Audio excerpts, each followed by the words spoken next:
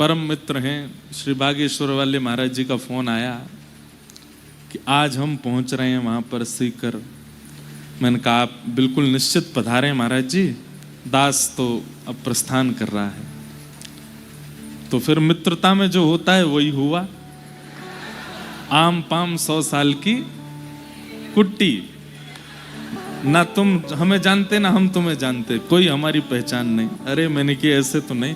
बोले हम 2 बजे पहुंच जाएंगे, हमको आप हवाई पट्टी पर मिल लीजिएगा और वहां से आप जयपुर चले जाना। मैंने चलो पहले दिन की कथा आधा पौना घंटा लेट कर देंगे।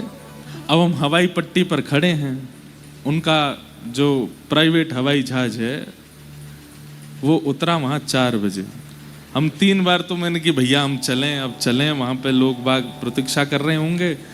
लेकिन संघ वाले उनके पहले ही आ गए थे, बोले महाराज जी कह के गए भैया को जाने मत देना। अब मैंने कि एक तरफ तो हमारी कथा विलंबित हो रही है, दूसरी तरफ मित्र रूठ जाएगा, तो दोनों तरफ की बात थी, क्या करें। फिर भी मन में विचार आया कि निकल दें। एक बार तो हम निकलने को हो ही गए। मैंने कहा चलो अब नहीं रुक रहे, अब सीधे चाहे 1-1.5 घंटा लेट कथा होगी, 2 घंटा लेट हो जाएगी, हम जा ही रहे हैं। बस जैसी गाड़ी मोड़ी तो पुलिस वाले बोले अब आप नहीं जा सकते, अब तो हवाई जहाज उतरने वाला है। तो हमने फिर योजना बनाई कि अब एक काम करते हैं, हाईवे पे एक गाड़ी खड़ी कर देते हैं, थोड़ी दूर तक हम चलेंगे, फिर उस गाड़ी में बैठ के हम जयपुर चले जाएंगे।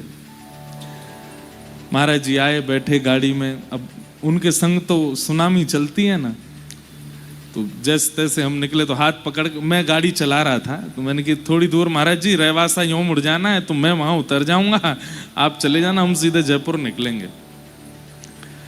तो फिर वो लोकेश जी हमारे संग में ही थे, और भी संग, तो बोले यजमान तो संग ही घूम रहे हैं आपके, तो दिक्कत क्या है। मैंने कि नहीं महाराज जी ऐसी बात नहीं है, वहाँ इतने सारे लोग, मुझे फोन पे फोन आ रहे थे, बोले कि लोग बाग आके सब बैठ गए हैं। मैंने कहा भाई ज्यादा नहीं, हम 5:30 बजे तक तो पहुंचे ही जाएंगे।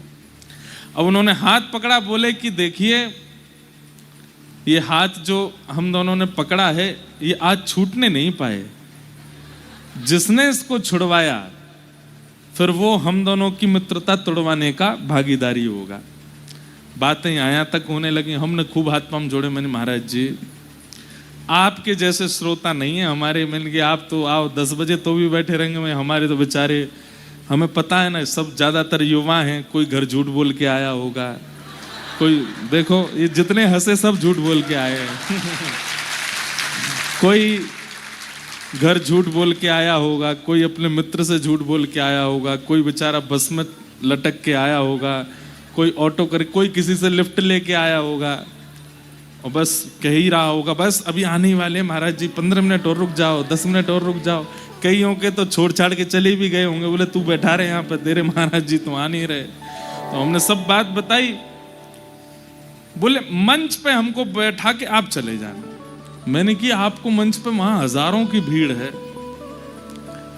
अब मंच पे जैसे पहुंचे तो बोले 2 मिनट में हम चल ही रहे हैं। मैंने कि महाराज जी मैं निकलता हूँ। बोले एक काम करते हैं, एक आपको हम ऑफर देते हैं। मैंने क्या? बोले अब आप कितने बजे पहुंचोगे जयपुर?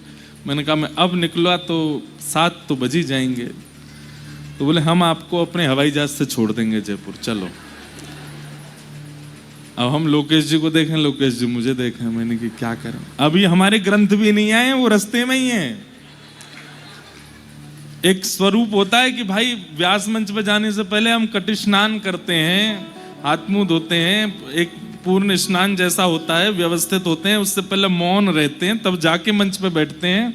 आज कोई नियम नहीं हुआ हमारा, हम सीधे हवाई जहाज से उतरे। अच्छा, फिर हमने उनको कहा, मैंने अब हवाई जहाज में तो बैठ गए। मैंने कि महाराज जी अब जो वहां पे मेरी धुलाई होने वाली है उसको कैसे बचाया जाए? तो बोले क्या करें? मैंने कि अब आप चलो वहां पे। मैंने कि मैं आपके संग मंच तक गया तो आप चलो मेरे साथ, खत्म है। तो सुन तो लो। अब वो अपने बताने लगे हमारे तो ये क्रम है, हमको दिल्ली पहुंचना है, ये क्रम। मैंने कि ये सब मैं कथा छोड़ के बैठा हूं अपनी, मेरे सब श्रोता बैठे हैं वहां पे। तो फिर वचन दिए, बोले कि मैं अगले 7 दिन के अंदर आ जाऊंगा, आप निश्चिंत रहें। तो महाराज हवाई जहाज उतर गया जयपुर में, गेट खुल गया। मैंने कहा मैं उतरूंगा नहीं, पहले बोल के जाओ आओगे। बोले मैं पक्का आऊंगा। मैं ठीक है। फिर हम भागे दौड़े।